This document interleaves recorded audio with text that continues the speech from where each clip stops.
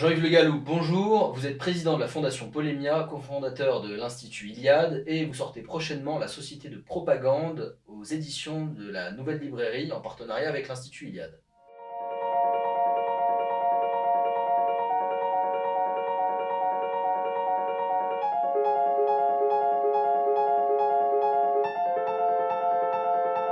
On parle aujourd'hui de propagande comme d'un phénomène contemporain, mais dans l'histoire, ça a été souvent un moyen de pouvoir. Quelle différence? Évidemment, il y a toujours eu de la propagande dans toutes les sociétés et à toutes les périodes historiques. Mais aujourd'hui, la propagande est beaucoup plus massive et beaucoup plus importante qu'elle le fut par le passé, pour toute une série de raisons. D'abord, il s'agit là de coaguler un monde d'individualités qui ont peu de valeurs communes. Et donc la propagande est encore plus nécessaire pour assurer un minimum en quelque sorte de vivre ensemble, si je puis parler, le politiquement correct et le langage de la propagande. Ça, c'est la première raison. La deuxième raison, c'est que la propagande a souvent consisté, au fond, à conforter les opinions des gens et les comportements des gens, les habitudes des gens.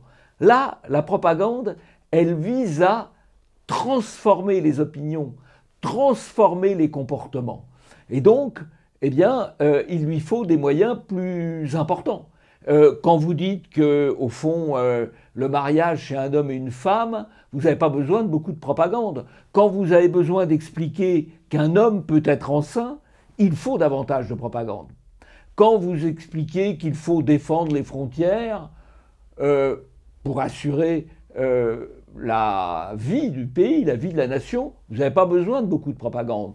Quand vous expliquez qu'il faut au contraire laisser entrer tous ceux qui viennent de partout sans aucun contrôle et sans aucune limite, là vous avez besoin de beaucoup de propagande.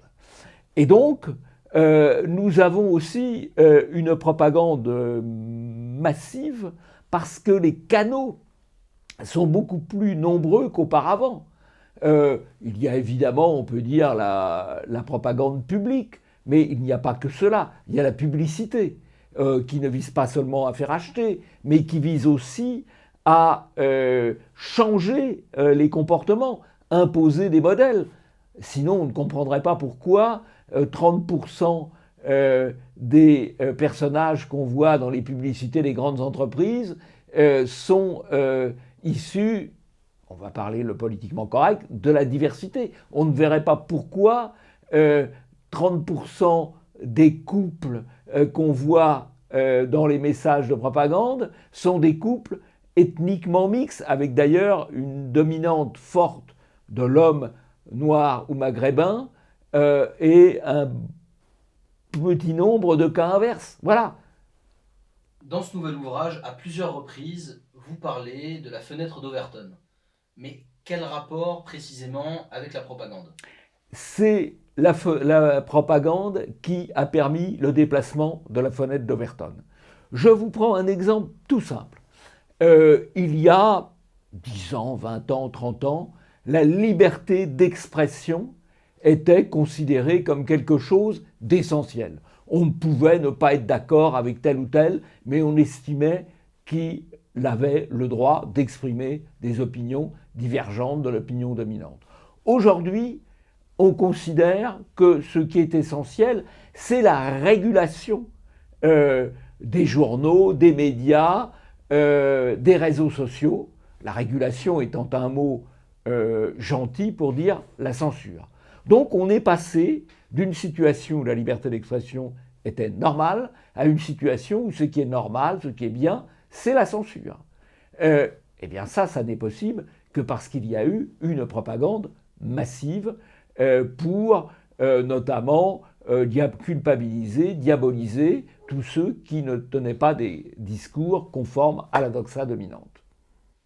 Très bien. Donc la fenêtre d'Overton, c'est une sorte de capture d'écran de ce que l'on peut dire à un instant T. Absolument. Et alors la fenêtre, la caractéristique de la capture la caractéristique de la fenêtre d'Overton, c'est qu'elle se déplace. Et donc à un instant T, on peut dire quelque chose, la liberté d'expression c'est bien, la censure c'est mal, et à l'instant T plus 10, T plus 20, si on compte en années, mais ça peut être des fois en mois, eh ben non, ce qui est bien de dire, c'est il faut contrôler les opinions, il faut censurer les opinions dangereuses, les opinions haineuses, ou tout ce qu'on qualifie comme tel. Mais comment se met en place exactement toute cette propagande aujourd'hui? Alors, elle se met en place par une multitude de canaux. Et ça aussi, c'est une différence avec les époques antérieures.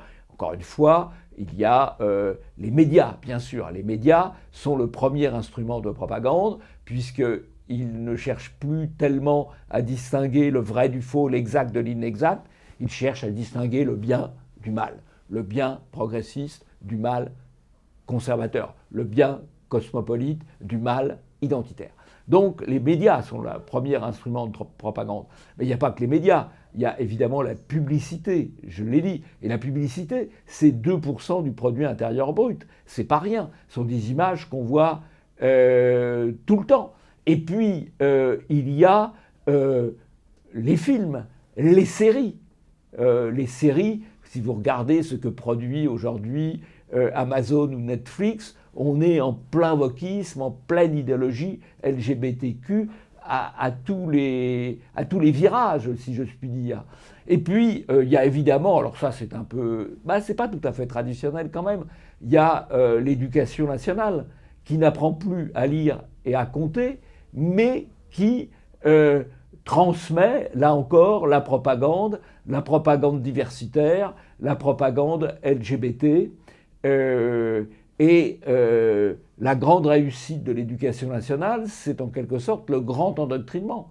Et puis il y a le sport, le spectacle sportif, qui sert aussi à faire passer des messages. Rappelez-vous, c'est un peu ancien, en 1998, lors de la Coupe du Monde de football, on avait expliqué que c'était le succès de la France black blanc beurre et que ça y est, tout était réussi parce que l'équipe de France qui avait gagné était composée de Noirs, d'Arabes et d'Européens. Bon, on a vu qu'en fait, c'était pas la réalité.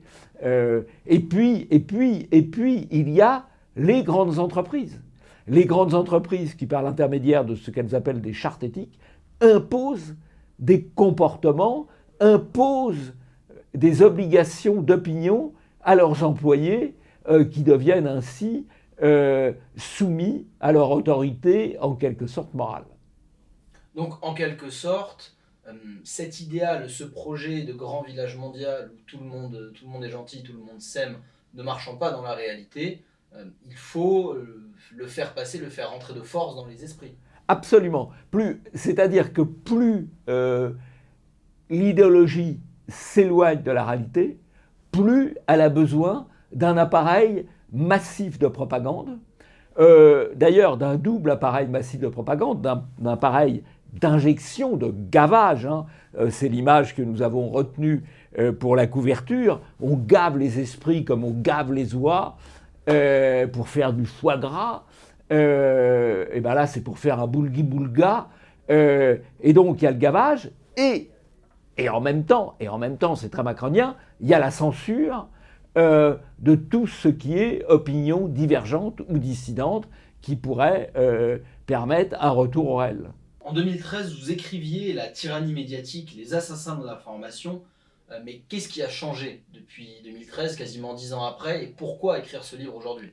Alors, la tyrannie médiatique s'intéressait principalement, c'était une critique des médias, des critiques de leur idéologie, des critiques de leur déontologie, ou plutôt de leur non-déontologie. La société de propagande, c'est beaucoup plus vaste, puisque dans la propagande, il y a effectivement les médias de grand chemin, mais encore une fois, il y a aussi la publicité, il y a aussi la culture, il y a aussi les artistes, les arts, il y a aussi les séries, il y a aussi les films, il y a aussi le sport, il y a aussi les entreprises, il y a aussi évidemment l'éducation nationale, il y a les journées commémoratives. C'est beaucoup plus vaste. Les médias sont un élément de la société de propagande, mais la société de propagande vient bien au-delà. Voyez-vous, il y a 10 ans, Il y avait effectivement des médias de grand chemin, ils étaient aussi puissants qu'aujourd'hui, ou ils sont aussi puissants aujourd'hui qu'hier, mais il y avait encore une certaine liberté dans l'entreprise. On ne demandait pas aux agents d'une grande entreprise de relayer la doxa dominante. Aujourd'hui, on leur demande. Donc il y a une extension du domaine de propagande. Oui, c'est vrai que maintenant, dans les entreprises, on retrouve souvent des chartes et des grandes lignes directrices sur comment un employé doit se comporter et quelles idées il doit adopter. Absolument, et beaucoup d'employés n'osent plus, ne serait-ce que, bon, on peut dire que le restaurant d'entreprise pouvait être un lieu de discussion libre, où après tout, des opinions divergentes pouvaient s'exprimer. Ça n'est plus possible aujourd'hui, en tout cas dans les grandes multinationales. Ce qui est peut-être d'ailleurs un élément qui explique une certaine fuite devant le travail. Car le travail dans la grande entreprise est devenu aujourd'hui de plus en plus aliénant. Sur un plan plus politique, le moulag, le goulag mental que vous décrivez, n'est pas perçu de la même façon à droite comme à gauche. La gauche, par exemple, pense que l'État est raciste, transphobe ou homophobe, colonialiste. Pourquoi cette différence? La gauche, plus exactement l'extrême gauche, ne tolère qu'une chose, c'est une domination absolue. À partir du moment où d'autres idées que les siennes s'expriment ou subsistent, même à bas bruit, elle trouve cela insupportable. Voilà. Moi, je dois dire, je me satisferais tout à fait d'une situation où les idées de la doxa dominante s'expriment, mais à condition que les idées dissidentes ou différentes puissent s'exprimer. Si je prends un exemple dans le domaine médiatique, qui n'est qu'un de ces domaines, je pense que la situation de la Hongrie est assez satisfaisante, parce qu'il y a des médias progressistes, il y a des médias de Soros, mais il y a aussi des médias conservateurs, il y a aussi des médias identitaires, donc il y a une certaine liberté. De même, je pense que les entreprises devraient retrouver une neutralité. Le rôle de l'entreprise, c'est de satisfaire des clients, de payer ses employés, de rémunérer ses actionnaires. Ce n'est pas de leur dire ce qu'ils doivent penser. Et je crois qu'il y a une dérive totalitaire de la grande entreprise qu'il faut tout à fait dénoncer et qui est un élément de la société de propagande. Vous voyez, la tyrannie médiatique, elle s'inscrit dans la société de propagande, mais ce n'est qu'un élément de la société de propagande. Dans la société de propagande, vous citez une phrase très intéressante de Grégory Rose qui dit qu'aujourd'hui on ne cherche plus à savoir si c'est vrai, mais si on a le droit de le dire. À quel moment et comment s'est effectué ce glissement entre la recherche de la vérité et cette autocensure systématique? Alors, il y a quelqu'un qui a été très en pointe dans le domaine médiatique sur cette logique-là, c'est Patrick Cohen, qui a promulgué la formule « Vous n'avez pas le droit de dire ça. Vous n'avez pas le droit de dire ça. » On ne dit pas que c'est faux, on vous dit « Vous n'avez pas le droit de dire point barre. » Ça, je crois que c'est un mécanisme de défense des idées dominantes. Les idées dominantes sont de plus en plus éloignées du réel, que ce soit dans les dogmes du vivre ensemble, qui ne se passent pas du tout comme on veut bien nous le dire, ou que ce soit les dogmes LGBTQ, etc. On s'éloigne de plus en plus du réel, et donc comme on s'éloigne de plus en plus du réel, il faut interdire le recours au réel, le rappel au réel, et donc la censure, qui est quelque chose, honnêtement, moi je n'imaginais pas la censure telle qu'elle est aujourd'hui, ne serait-ce qu'il y a 10 ans. A fortiori, il y a 15 ans. Nous avions même fait à Polémia une réunion sur la réinformation où on estimait que Internet permettait la liberté d'expression et la diffusion des idées librement parce que les robots n'avaient pas de conscience politique. Et bien aujourd'hui, on a donné une conscience politique aux robots. On a donné, c'est-à-dire les puissances dominantes, bien sûr. La situation est vraiment plus grave et plus alarmante qu'il y a 10 ans.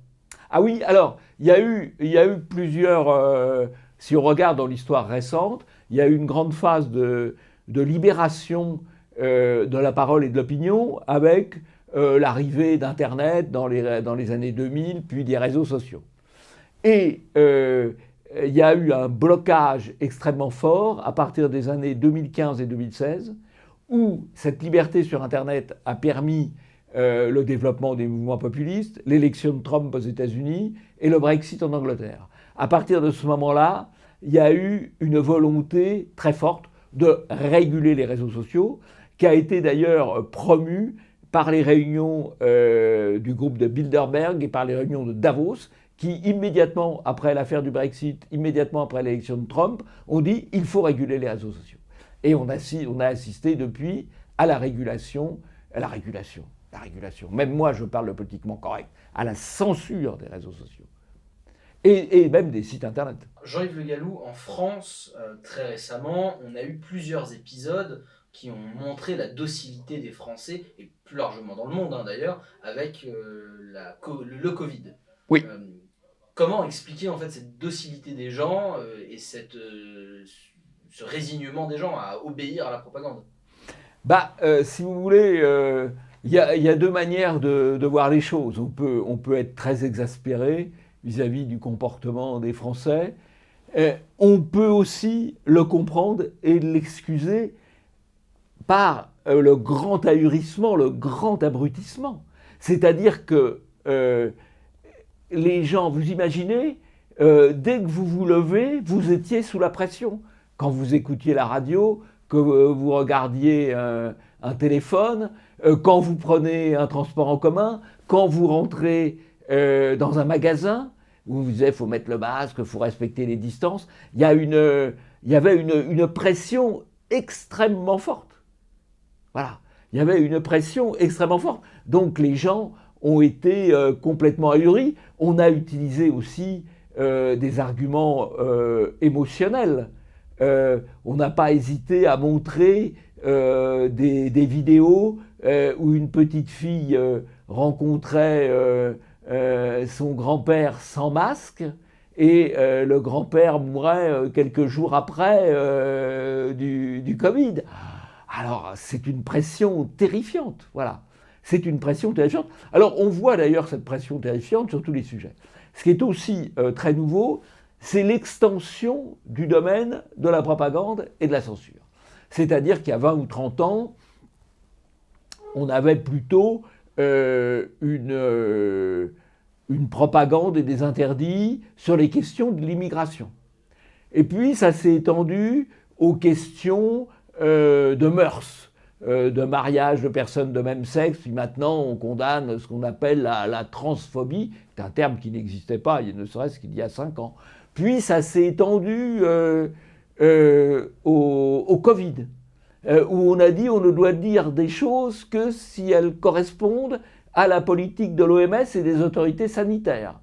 Ceci étant, on n'a même pas respecté cela. Et puis ça s'est étendu aussi à la guerre d'Ukraine, où on considère qu'il y a d'un côté le très gentil Zelensky et de l'autre côté le très méchant Poutine, et il n'y a aucune possibilité de distance vis-à-vis de la propagande de guerre de l'OTAN. Donc le domaine de la propagande s'étend indéfiniment. Je ne sais pas qu'est-ce que ce sera demain. Demain, ça va probablement être l'énergie et le climat.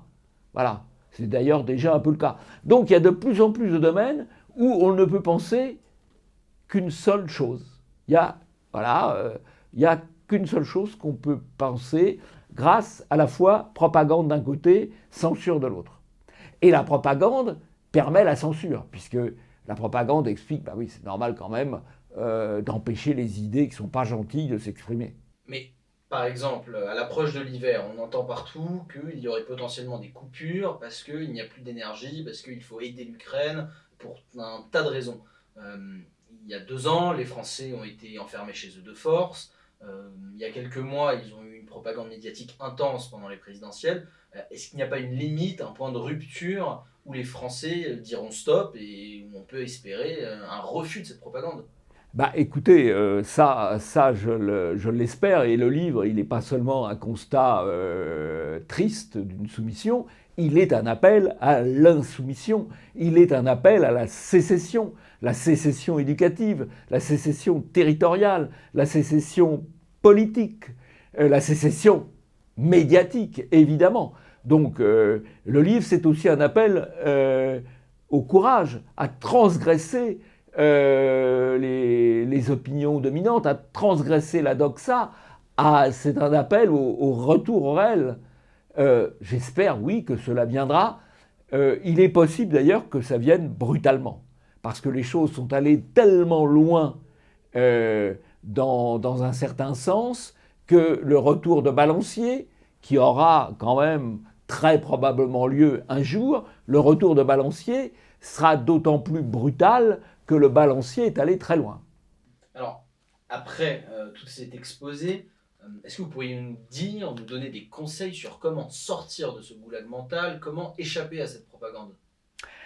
Alors, pour échapper à cette propagande, faut d'abord s'abriter des écrans de télévision, des radios et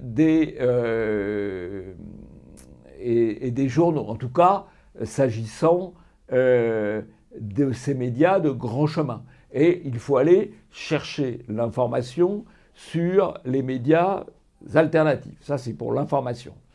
Il faut aussi se mettre à l'abri, autant que faire se peut, de la publicité et la regarder de manière extrêmement critique, mais idéalement ne pas la regarder.